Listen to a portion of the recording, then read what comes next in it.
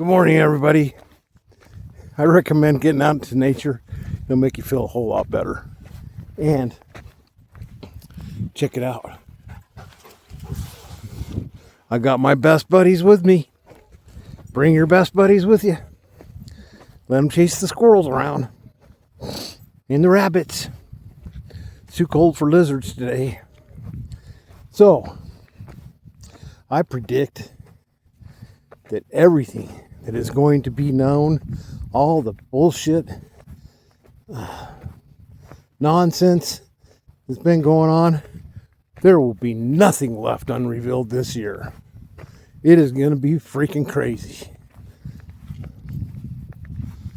I recommend staying focused on what you want and don't get sucked into it.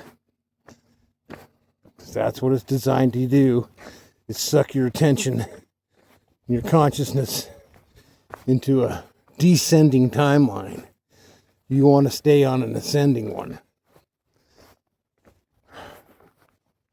Would you guys leave me a comment and let me know what you think about that? And tell me where you're watching from. Tell me where you guys walk at. Later, alligators.